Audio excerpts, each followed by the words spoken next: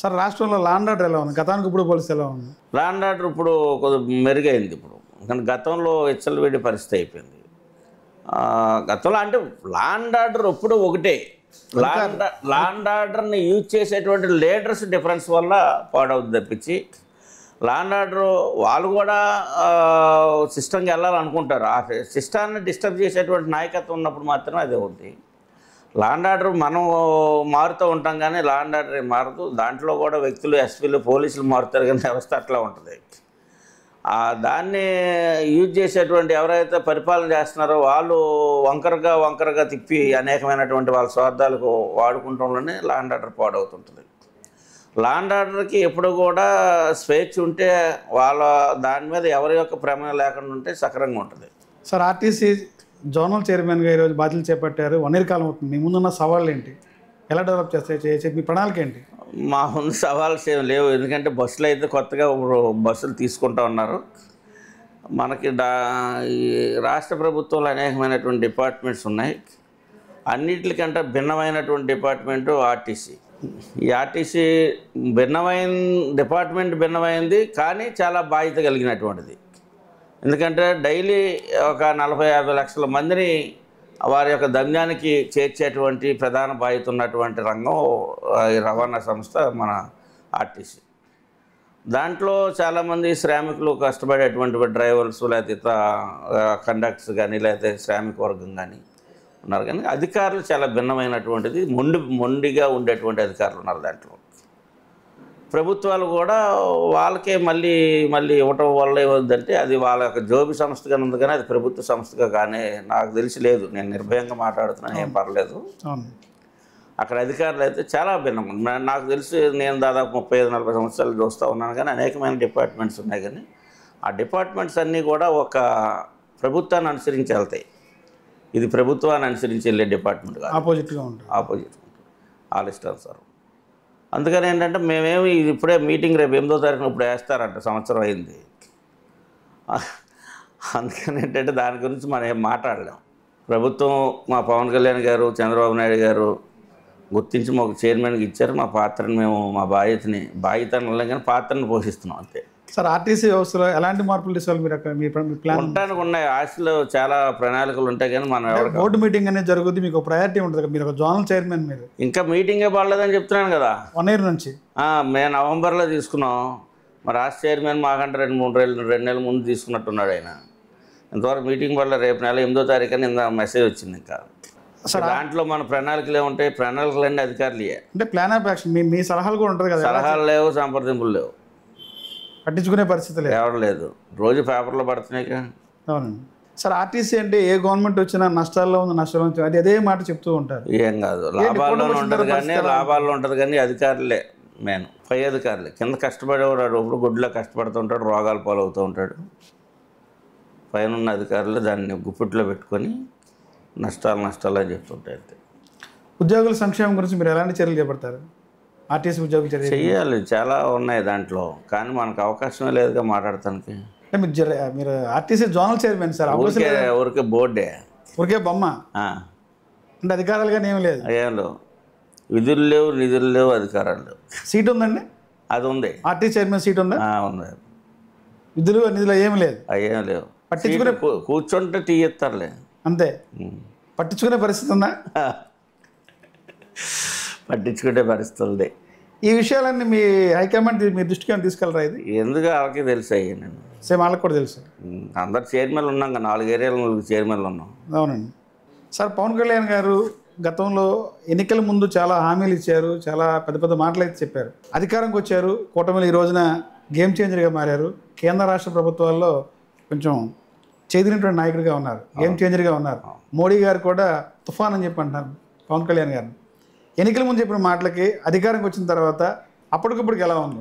లేదు, అంటే ఆయన ఎప్పుడు కూడా ఆయన ఆలోచనలో మార్పు లేదు. నిరంతరం కూడా ఆయన ఏంటంటే ఈ సమాజానికి, ప్రజలకు ఏదో చేయాలి, మనం ఏదో మార్పు తీసుకురావాలి. ఈ రాజకీయ వ్యవస్థలో ఎంతసేపు డబ్బు సంపాదన పీడించడమే అది కరెక్ట్ కాదు. మార్పు రావాలి, మన రాష్ట్రాన్ని మనం బాగు చేసుకోవాలి, కేంద్రం సపోర్ట్ పూర్తిగా తీసుకోవాలి. మనం ఎక్కడైనా కానీ మనం తప్పు చేయని చెప్పి మనం తల వంచ అవసరం లేదు అన్నటువంటి ఆలోచనతో నేను ఉన్నారు. ఇప్పటికీ అది ఆలోచన అయింది. ఇది ఎక్కడా కూడా ఆయన రాజీ పడే సమస్య లేదు దాంట్లో. కాకపోతే ఏంటంటే ఉన్నటువంటి పరిస్థితులు బట్టి, ఉన్నటువంటి ఆర్థిక పరిస్థితులను బట్టి ఇవాళ ఆలోచన చేసి నడవలసినటువంటి పరిస్థితి. ఎందుకంటే ఇది ఏదో ఒకరిద్దరితో జర్నీ చేసేటువంటి వ్యవస్థ కాదు. దాదాపు 5.5 కోట్ల మంది ప్రజల యొక్క జీవితాలు వాళ్ళ మీద ఆధారపడి ఉంటాయి. మనం చేసుకునే గవర్నమెంట్లో తీసుకునేటువంటి నిర్ణయాల మీద అనేకమైనటువంటి కుటుంబాలు దెబ్బతినే పరిస్థితి వస్తుంది. ఆర్థిక వ్యవస్థలు ఇవన్నీ చూసుకోవాలి కనుక మనం మామూలుగా జనరల్గా ఎవరమైనా కానీ మాట్లాడతాం, కానీ అది ఆచరణలోకి వెళ్ళిన తర్వాత కానీ అవన్నీ కూడా మనకు తెలియాలి. అందుకని ఏంటంటే పవన్ కళ్యాణ్ గారి ఆలోచన విధానాలు ఎక్కడా మారలే. ఆయన ఆ రోజు ఒక మాట మాట్లాడి అధికారంలోకి వచ్చిన తర్వాత మళ్ళీ ఆ వైపుగా లంచాలో లేదా ఇంకోటో అధికార దుర్వినియోగం అట్లా చేయాలన్నటువంటి ఆలోచన ఆయనకి 1 పాయింట్ కదా ఎక్కడ కూడా లేదు, అది రాదు. ఎందుకంటే ఆయన మిగతా ఎవరైనా ఏదన్నా తప్పు చేసినా నిరాశిస్తున్న వాళ్ళకి ఏదన్నా చెయ్యాలి, వాళ్ళని మార్చాలి అనేటువంటి ఆలోచన తప్పించి వేరే. కాకపోతే ఏంటంటే సమాజంలో పూర్తిగా అంతా కూడా కుళ్ళిపోయి ఉంది. కొండంతా 99% కుళ్ళిపోయి చివరి ఉంటే అది తినడానికి కూడా పనిచేయదు. అట్లాగేంటంటే ఈ రాజకీయ వ్యవస్థ అంతా కూడా మొత్తం ప్రజల్ని పాడు చేశారు. నాయకులు పూర్తిగా విశ్వం దీంతో ఉంది వ్యవస్థ అంతా కూడా, అన్ని వర్గాలు కూడా, అది అధికారులు కావచ్చు, రాజకీయ నాయకులు కావచ్చు. ఇంతకుముందు ఎవరో ఒకరో ఇద్దరు ఉండేవాళ్ళు అవినీతి పరులు, అధికారులు కానీ లేకపోతే నాయకులు కానీ. ఇప్పుడు 95%, 98% వాళ్ళే ఉన్నారు. వాళ్ళు ఉన్నప్పుడు ఒక పవన్ కళ్యాణ్ గారు దాన్ని ఏమి ఎమ్మటే మార్చేయలేరు. అది క్రమంగా రావాలి, అది ప్రజల్లోంచి రావాలని ఆయన చూస్తూ ఉన్నారు. అది ప్రజల్లో తీసుకురావడం కోసమే మనం పాడేరు చూసాం. మరి గిరిజన ప్రాంతాల్లో ఆయన వెళ్ళి రోడ్లు వేయటం, కానీ గిరిజన ప్రాంతాల్లో చెప్పులు లేకుండా తిరుగుతున్నారు, పాదరక్షలు లేకుండా. అంటే ఒక గ్రామానికి పాదరక్షలు ఇచ్చినటువంటి పరిస్థితి. ఎందుకంటే ఆయనకి ఎన్నో చేయాలని ఉంది. ఆ చేయటానికి ఈ వ్యవస్థ కలిసి రావాలి, ఇవన్నీ వ్యవస్థలన్నీ కలిసి రావాలి. పూర్తిగా అధికారం ఆయనది కాదు, డిప్యూటీ సీఎం అంటే మనకు తెలుసు. ఒక జిల్లా పరిషత్ వైస్ చైర్మన్, ఒక పంచాయతీ వైస్ ప్రెసిడెంట్, ఒక మున్సిపల్ చైర్మన్, వైస్ చైర్మన్ ఎట్లా అంటే అవి కూడా అంతే. కాకపోతే ఏంటంటే ఆయన ఒక పార్టీ అధ్యక్షుడు, ప్రజాదరణ ఉన్నటువంటి వ్యక్తి.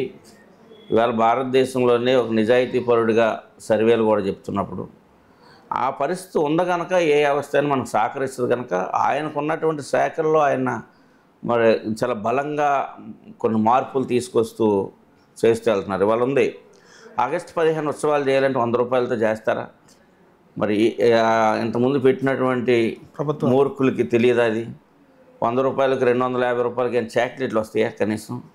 అట్లా ఏంటంటే ఎక్కడైతే పల్లెలు ఏదైతే బలంగా తయారవుతాయో, అంటే ఆ ఉత్సవాల ద్వారా ఆగస్టు 15 అన్నటువంటి రిపబ్లిక్ డే అన్నటువంటి ఉత్సవాల ద్వారా ఆ విలేజ్లో ఏదైతే పూర్వం చేసినటువంటి వాళ్ళ యొక్క విలువల్ని మనం స్ఫూర్తిగా తీసుకుంటానికి ప్రచారం చేయడానికి ఉంటుంది.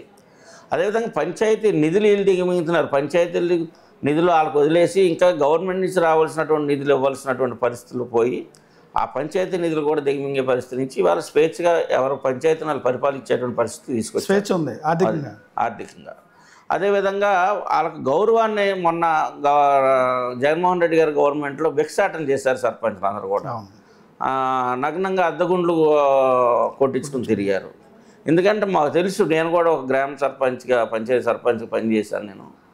అదేవిధంగా ఎంపీపీగా మేము చూసాం కనుక అక్కడ ఉన్నటువంటి ప్రజలకి ఒక గ్రౌండ్లలో లీడర్స్కి అనేకమైనటువంటి కమిట్మెంట్స్ ఉంటాయి. పని చేయాలన్నటువంటి ఆతృతతో చాలా కమిట్మెంట్తో వస్తాం. అక్కడ పని చేయడానికి ఏముండవు.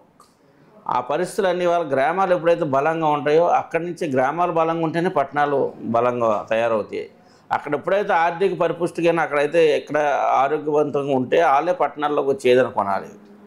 ఇవాళ కొనుగోలు శక్తి అనేది లేదు. వాళ్ళ వ్యాపారాలు అన్నీ కూడా మొత్తం ఎక్కడ అన్ని డల్గా ఉన్నాయి. అందుకని ఏంటంటే కొనుగోలు శక్తి అనేది తగ్గిపోయింది. కొనుగోలు శక్తి తగ్గిపోయింది. వాళ్ళ నిరుద్యోగం పెరిగిపోయింది.